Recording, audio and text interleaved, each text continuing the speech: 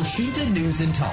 Pendengar, pembelajaran tatap muka atau PTM di Kota Semarang akan kembali digelar mulai hari Senin tanggal 21 Februari 2022 hari ini. Meski Kota Semarang saat ini berada di PPKM level 2, PTM tetap dilaksanakan dengan pembatasan ketat setelah sebelumnya dihentikan selama 2 pekan. Bagaimana implementasi pelaksananya? Nanti kami akan berbincang bersama dengan Sekretaris Dinas Pendidikan Kota Semarang, Dr. Andes Hari Waluyo MM. Elshinta News and Talk. Pak Hari, setelah 2 pekan dihentikan ya, hari ini mulai diberlakukan. Bagaimana agar proses pembelajaran tatap muka ini berjalan dengan aman dan lancar, Pak Hari? Ya, terima kasih Mas Hendri. Jadi begini, di Kota Semarang memang sekarang baru PPKM level 2 ya. Dan kemarin kan sudah PJJ selama 2 minggu. Ya. Pada waktu 2 minggu itu kami melakukan monitoring dan evaluasi ke sekolah-sekolah. Kami cek kesiapan sekolah untuk melaksanakan PTM, termasuk sarprasnya, termasuk satgasnya.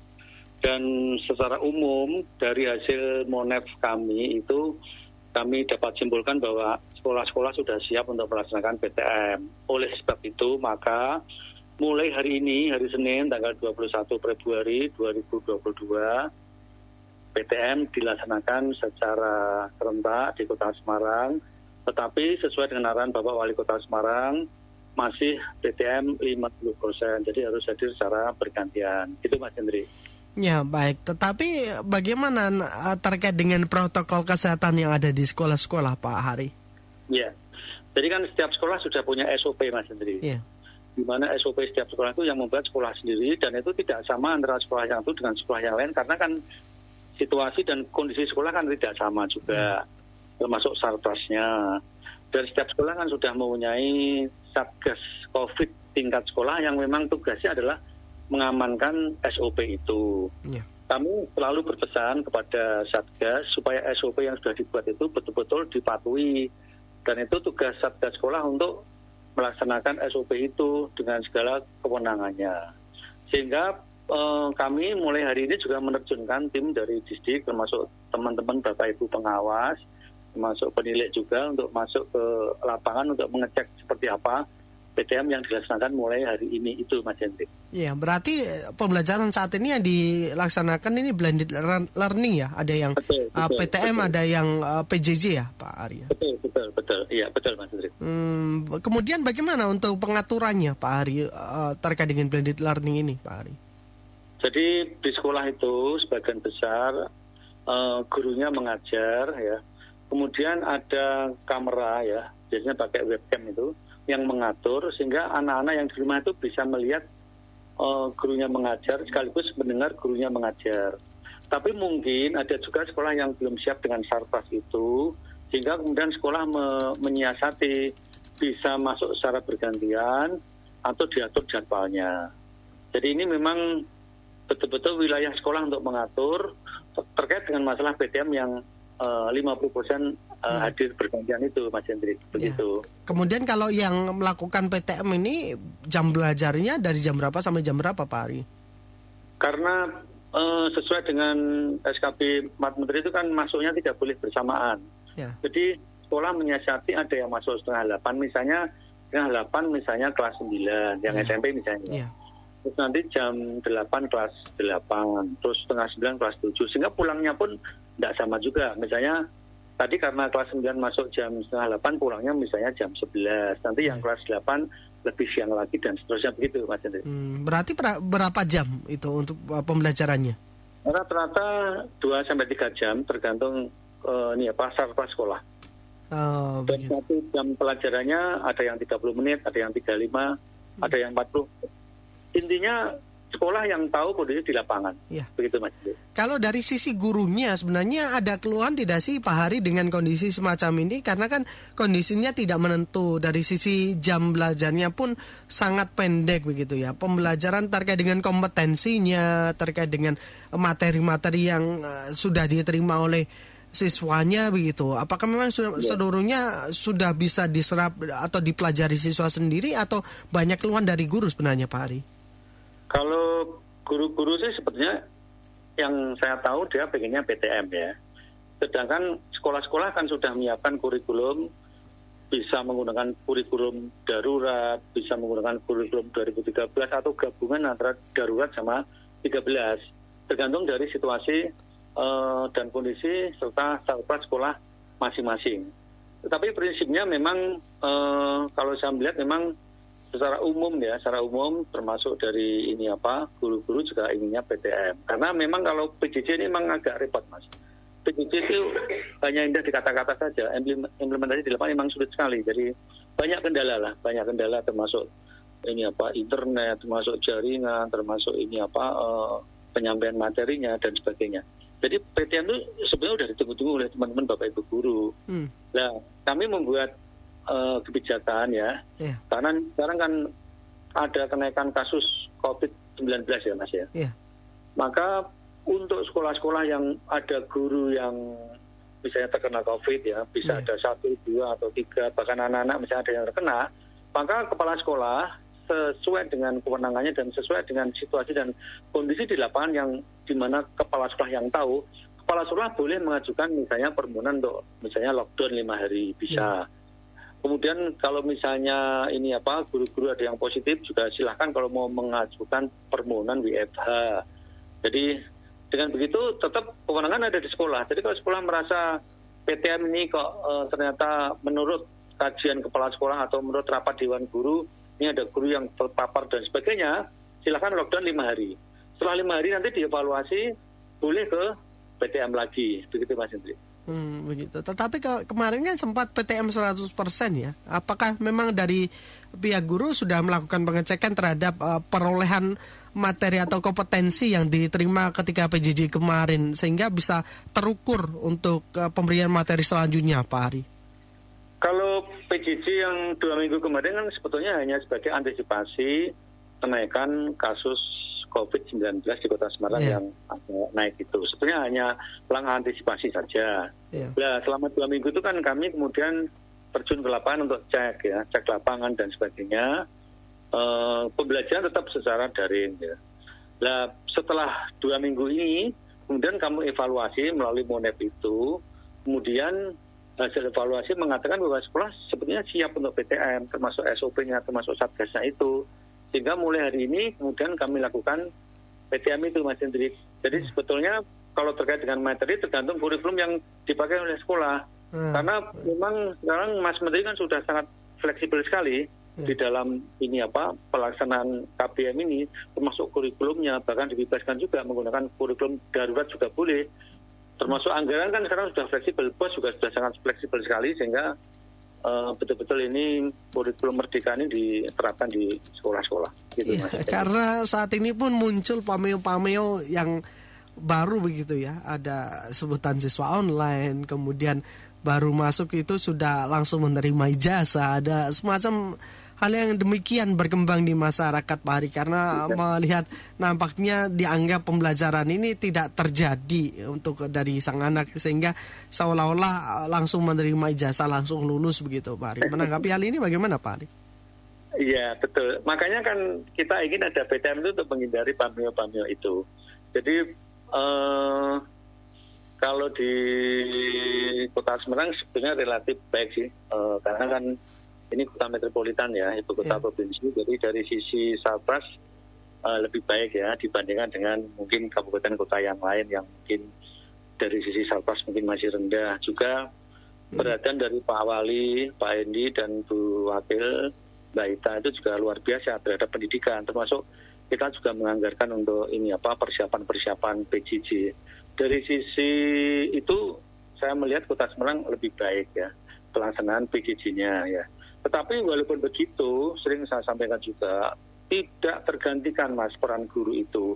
Sehingga kalau misalnya PJJ memang tetap ada kelemahan-kelemahan, terutama sekali terkait dengan masalah pendidikan karakternya. Nah ini yang belum bisa baik itu pendikarnya itu. Jadi pendikar itu menjadi titik lemah dari PJJ, dan ini sudah kita amati memang ya anak-anak lemah di pendidikan karakter itu. Makanya kita memang akhirnya sesuai dengan SKP 4 Menteri ya, di mana di dalamnya itu termasuk level 1, 2, kemudian anak-anak guru dan teknik sudah divaksin 80%, lansia sudah 50%, itu sudah bisa PTM 100% maksimal 6 jam sebetulnya. Yeah. Tapi oke lah, karena ada kenaikan kasus COVID-19, maka kemarin PJJ dulu dan sekarang kita laksanakan PTM itu, gitu Mas Hendri. Iya, tapi kemarin sempat dilakukan pengecekan kompetensi output atau alumni yang sudah lulus begitu, katakanlah pengecekan yang lulusan SMP atau lulusan SMA begitu, karena mereka kan beberapa tahun melakukan PJJ begitu. Apakah memang kompetensi yang dia miliki itu sama dengan kompetensi yang dimiliki oleh alumni ketika sebelum pandemi, atau terjadi penurunan atau malah justru lebih baik Pak Hari? Dilakukan pengecekan semacam itu juga tidak sih Pak Hari, agar mengetahui efektivitas dari PJJ ini Pak Hari? Kalau dari sisi ini ya, jadi misalnya SKL ya, standar kompetensi lulusan ya. Ini memang standarnya memang tidak seperti pada waktu sebelum COVID Mas. Jadi kalau SKL-nya itu sebelum COVID memang 100% ya. Sekarang ini karena COVID kan ada kurikulum darurat Mas, sehingga SKL-nya memang tidak 100%. Tapi sebetulnya dari sisi ini pendidikan itu, kalau terutama di Dikdas ya, pendidikan dasar, kami kan menangani Dikdas ya. Itu memang fokus kita memang seharusnya memang di pendidikan karakter Mas. Nanti kalau di mungkin Dikmen atau Dikti mungkin sudah mengarah ke akademis. Bahkan di kami ya, di PAUD itu kami anggap usianya 0 sampai 8 tahun, di mana itu fokusnya di pendidikan karakter. Jadi tidak, kami di Kota Semarang sering saya sampaikan bahwa calistung itu jangan diadakan di PAUD ya. Di SD pun yang kelas 1, 2 juga nggak usah gitu. Jadi anak-anak biar fokus di pendidikan karakter. Nanti yang SD SMP juga harapannya itu pendidikan karakter melekat gitu loh. Sehingga memang dari sisi SKL memang ada lebih fleksibel. Dan ini sekarang sedang disusun kisi-kisi Mas, untuk yang pertama ujian sekolah, dan yang kedua untuk PAT untuk kelas 6 SD untuk ujian sekolah, dan kelas 9 untuk SMP ujian sekolah, dan PAT untuk kelas bawahnya. Itu memang dari arahan kita memang ya sebaiknya lebih fleksibel kalau memang dia online. Jadi tidak 100%, karena memang dari Mas Menteri juga menyampaikan ya harus materi esensial saja yang diajarkan, karena dengan adanya daring ini otomatis jumlah jam pelajaran tidak seperti dulu pada waktu ini tatap muka. Kemudian misalnya matematika menjadi dulu 4 jam, sekarang mungkin hanya berubah menjadi 2 jam saja misalnya. 2 jam pun itu mungkin juga ini tidak. Kalau mungkin kita 40 menit dulu, sekarang mungkin bisa 30 atau 35 menit. Jadi ada pengurangan. Dan mungkin ada tugas-tugas. Tugas-tugas itu pun mungkin juga karena pendidikan karakter itu mungkin juga ada anak-anak yang mungkin tidak mengerjakan sendiri, dikerjakan sama mungkin ada guru lesnya, dikerjakan sama mungkin saudaranya dan sebagainya. Jadi memang itu kendala kita tadi, pendidikan karakter yang memang tidak bisa tergantikan pada saat seperti pada saat PTM berlaku. Jadi memang dari kementerian juga menyampaikan, kita nggak mungkin lah target kurikulum 100% itu tidak mungkin dalam kondisi seperti ini. Sehingga memang target kurikulum memang harus diturunkan. Sesuai apa? Ya sesuai dengan kondisi masing-masing. Makanya sekolah diberi kebebasan untuk membuat kurikulum darurat. Tentu saja tetap ada dokumen buku 1, 2, 3, 4 itu yang kami sahkan, kami kaji, dan bisa dipakai di sekolah itu. Begitu Mas. Berarti boleh saya simpulkan malah justru esensi dari pendidikan ini malah justru hilang, karena esensi dari pendidikan ini adalah mengajarkan karakter, mengajarkan moral, agar anak-anak ini bisa menjadi lebih beradab, lebih memanusiakan manusia. Itu kan tujuan dari pendidikan. Berarti malah justru ini yang hilang ya Pak Hari? Kalau PJJ terus akan hilang Mas. Makanya kita akan melaksanakan PTM supaya tidak hilang. Jadi kalau PJJ itu betul-betul kalau menurut saya lost learning, jadi ada pembelajaran yang hilang. Dan itu memang solusinya ya harus PTM. Makanya walaupun PTM itu kami laksanakan dalam keterbatasan ya, mungkin hanya jam 7:30 masuk, mungkin jam 11 pulang, dan itu sudah lumayan. Karena begini Mas Hendri, Sekolah itu adalah suatu miniatur masyarakat. Sekolah itu tempat di mana banyak aturan, Mas. Jadi mulai dari masuk jam 7. Kalau anak masuk jam 7 lebih 5, dia akan ditegur sama gurunya.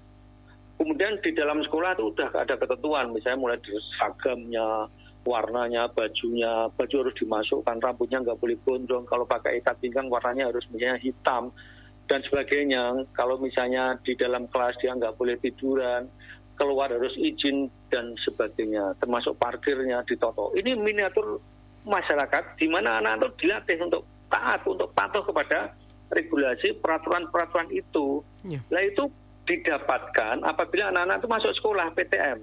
Kalau anak-anak tidak masuk sekolah, berarti anak di rumah dia mau tiduran di sofa, mau apapun, PJJ dengan tiduran di kasur, itu nggak ada yang tahu. Dan kemudian orang tua mungkin kurang peduli juga, karena orang tua juga sibuk juga, pergi pagi pulang petang juga. Sehingga kalau menurut saya kalau PJJ ini diteruskan, ini akan sangat berbahaya. Dan ini sudah 2 tahun lebih PJJ ini sudah berdampak kepada pendidikan karakter anak-anak, cara komunikasi juga kurang ya. Kemarin Pak Wali datang ke sekolah itu komunikasi dengan anak-anak diam saja karena dia merasa merasa sudah terlalu lama PJJ ini, dia merasa aneh juga ada PTM ini. Jadi itu kalau menurut saya bahaya kalau PJJ itu dilaksanakan secara terus-menerus seperti ini. Makanya saya mendukung sekali ada SKP 4 Menteri itu, di mana SKP itu kemudian mewajibkan sekolah-sekolah untuk PTM, walaupun mungkin disesuaikan dengan situasi dan kondisi sekolah itu. Begitu Mas Hendri. Baik. Terakhir Pak Hari, apa yang ingin menjadi penekanan atau penegasan dalam perbincangan kita pada kesempatan siang hari ini Pak Hari? Ya, jadi sebetulnya kan muara kita kan COVID ya Mas ya. Yang pertama itu. Lah, saya ingin sampaikan kalau di sekolah-sekolah itu sebetulnya selama ini aman Mas. Jadi tempat belajar yang aman untuk anak-anak. Jadi anak-anak atau guru terpapar itu tidak terpapar di sekolah. Terpaparnya itu di tempat yang lain, di luar sekolah. Sehingga sekolah itu sebetulnya aman. Cuma saya minta kepada masyarakat, pada orang tua untuk jujur saja, apabila ada guru atau tendik atau anak yang mungkin kurang enak badan atau mungkin merasa ada flu, ada pilek, mungkin tenggorokannya gatal dan sebagainya, itu kan mungkin bisa aja flu biasa, tapi bisa juga itu tanda-tanda terpapar ya. Yang seperti itu tidak usah masuk saja. Jadi yang masuk ke sekolah itu betul-betul yang sehat saja. Gurunya juga begitu. Yang masuk ke kantor, gurunya yang sehat saja. Dan yang tahu itu kan yang bersangkutan. Itu orang tua anaknya itu merasa sakit, jangan masuk. Kalau misalnya orang tua positif, anaknya kok sehat-sehat saja kan mungkin ini ya OTG ya, dia jangan masuk juga karena dia suspek, dia adalah kontak erat itu. Jadi kejujuran dari orang tua itu harapannya bisa dilakukan supaya nanti sekolah tetap aman, sekolah tetap aman. Jadi bukan sebagai klaster. Itu Mas Hendri. Ya, baik. Terima kasih banyak Pak Hari atas waktunya dan semoga semua berjalan dengan baik dan PTM di sekolah pun bisa bisa berjalan dengan sesuai protokol kesehatan sehingga tidak perlu untuk ada penghentian kembali Pak Hari. Terima kasih waktunya. Sehat selalu Pak Hari. Amin. Terima kasih. Selamat siang. Selamat siang. Demikian mendengar Sekretaris Dinas Pendidikan Kota Semarang Hari Waluyo.